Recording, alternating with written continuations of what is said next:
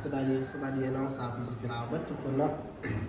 มินิสมารีวิวEpic Compact เด้อ Epic Compact เข้ามาเนาะเข้ามาน้อยนึงเนาะแต่ว่าตามหลังหลายพอสมควรเนาะลูกค้าที่เคยสั่งจองเนาะก็ให้ทักมาเด้อทักมาตามเบอร์โทรแล้วก็อยู่ในช่อง YouTube เลยเนาะ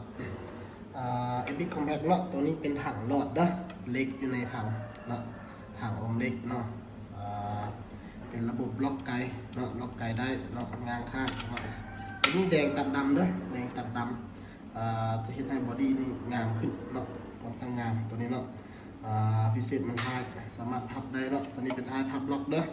พับปล็อกได้เลยเนาะเราจะกดล็อกก็ถือว่ามาปลดบอลเซฟบอลนี้นะกดเซฟนี่เนาะก็ถือว่าปลดได้เลยเนาะตัวนี้เป็นโม14 นัดเนาะตัวนี้เนาะโม13 นัดเนาะสามารถล็อกโมได้เนาะล็อกโมได้ข้างขึ้นคอนกลายเป็นฝาปิดสีแดงไกด์สีแดงปรับสปริงคอนเป็นสีแดงเนาะตัวนี้เป็นรางซาวเด้อรางเป็นรางซาวเนาะทางรูปนี้สามารถจับขาซ้ายได้นะสามารถจับขาซ้ายได้ลำตัวนี้เป็นลำ45 เซนเด้อสายเก็บเสียงเป็นเก็บเสียงเกมเต็กเนาะตัวนี้ตัวเบาแล้วตัวนี้เนาะเป็นเก็บเสียง6 ห้องเนาะ6 ห้องลมเนาะตัวนี้เนาะเดี๋ยวมืออื่นเราจะไปเทสเป็นคลิปวิดีโอ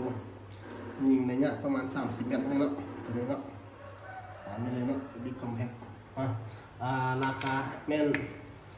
10,500,000เด้อตัวนี้เด้อ10,500,000เนาะยังบ่ทันได้กล้องราคาบ่ทันสูบเนาะบ่ทันได้กล้องบ่ทันได้สูบเนาะถ้าให้น้องคนใดสนใจเนาะก็ติดต่อมาเบอร์โทรนี้เลยเนาะ02097541828เนาะตามนี้เลยขอบคุณ